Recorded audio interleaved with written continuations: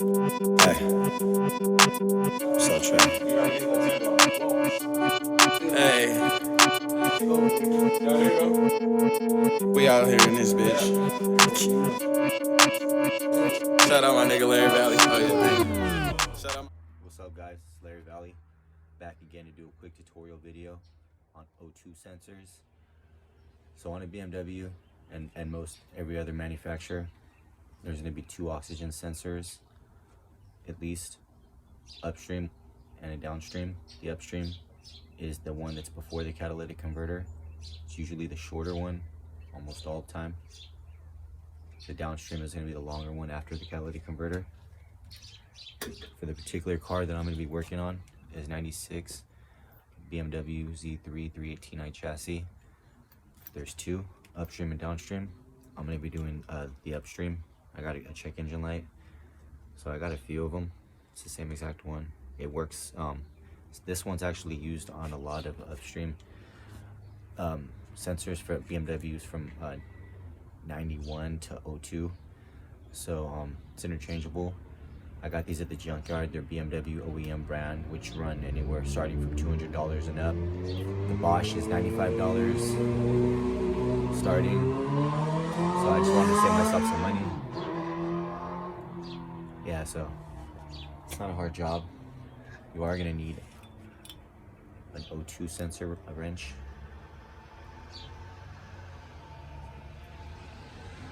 There's a couple different styles. I like this one. Just depends on how tight of a space work area you have.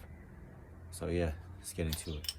All right, guys, so the reason why I'm changing the O2 sensor, even addressing this subject, is because the car has a check engine light for an O2 sensor. A lot of times before you get the light, you'll notice some symptoms. Car will be getting decreased MPG. During cold start, your car will be shaking. It could shake and vibrate. Lack of performance. Yeah, just a lot of different things that can happen. Sometimes your car can even stall out. It just depends. But this is a really inexpensive scan tool. I have a few, but this is one that's made for BMWs and Minis. Costs like $60.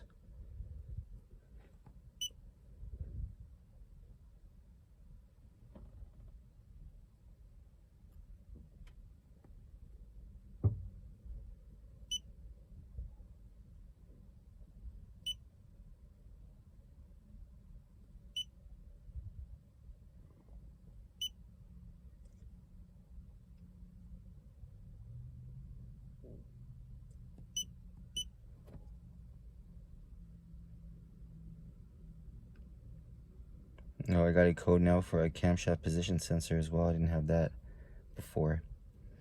But I think I actually do have this part, the camshaft position sensor. So I'll be doing a video on that pretty soon. Alright, so you see the code. Well, you see the problem. Oxygen sensor upstream of catalytic converter. So like I said, the upstream is like 90% of the time going to be shorter than the downstream, especially on BMWs. I don't know, if it might be more percentage than that, but yep. So this is the upstream oxygen sensor. See, it has a carbon on it, dirt, and then I know this has been worked on before because it has a zip tie. He says zip tie right there, but this is the upstream. It's fairly short, and then the downstream is that one back here. So next is to get my wrench on and get it off. All right, I cut the that zip tie off right there. Just holding it was just keeping it in place. And then, so this is what you do. Just take that wrench. You see where the wrench opens up at? Put that through the wire right there. Through the wire. Get it on snug, and then I'm gonna put the camera down, take this off. Gotta use a little bit of force. So before I do attempt to get it off, I'm gonna spray some WD-40. You can use any, you could use some penetrating oil, whatever you have. Liquid wrench. break all that up real quick. I got a jack stand under here, and I'm doing this on the floor. All right, guys, so before we get ready to put this on, I want to show you the old one right here. Cake with oil. This car needs a lot of work. I'm gonna get to it. Has 4 pins. 02 part number 094304. There's a part number right here. It says 094304. It's the same exact part number as right here. This is the same exact sensor. Out with the old and with the new. It's as simple as that. This job shouldn't take you more than all the way through about an hour at max. And that's with cleaning up and everything and setting up. So yeah, I'm gonna go get to this, guys. Anytime you start a bolt, a fastener or anything, you want to start it by hand. And this one you could actually go until it's real snug.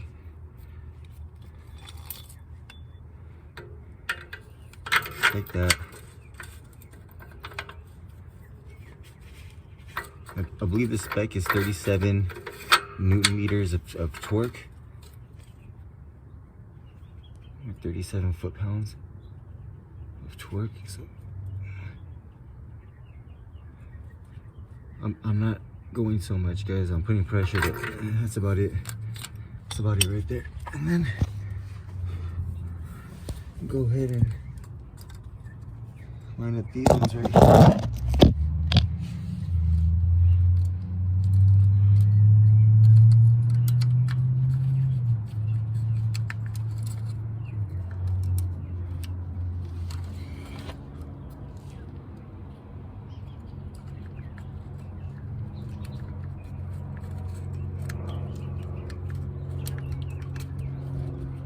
There's two tabs that line up side to side, and you just gotta find the sweet spot. Like these tabs right here, they're on each side. If you can see, yeah, you just find the sweet spot, and then I'm gonna go ahead and just restabilize this.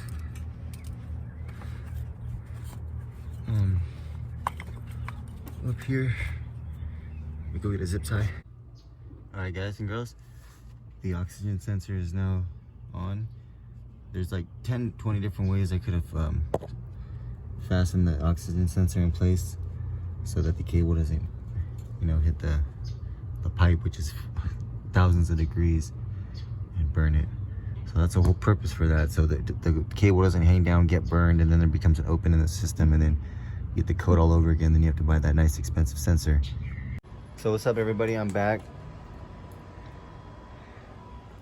I drove the car, went to a job interview in Azusa. Then I went to a Walmart in Covina. And the car, it wasn't, sometimes that's a problem with using these junkyard parts. I still have the part in the car. I'm about to swap it out right now with this one.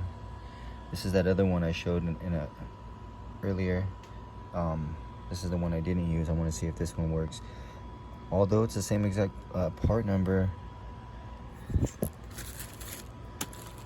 there are some differences.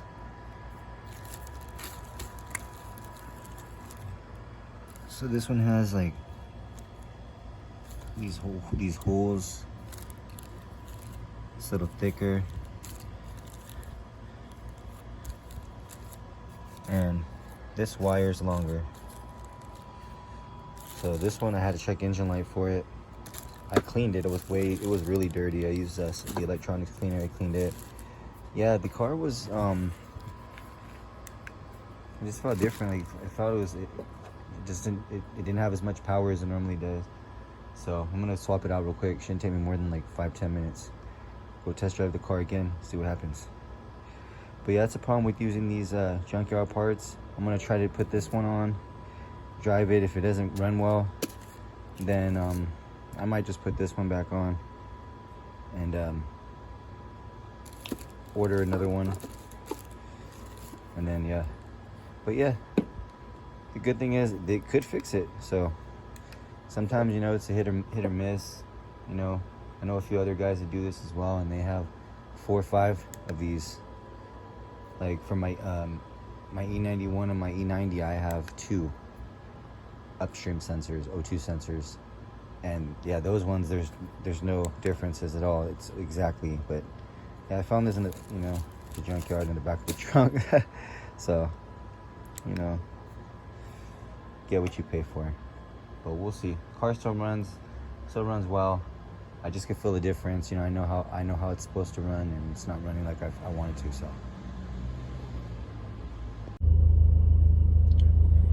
I've only driven the car about 2 miles, but I did step on it. I got it to 4th gear, and yeah, it's running way better. It feels like that issue is taken care of. On the newer vehicles, you have to do a full drive cycle, but on these older cars, this is a 96.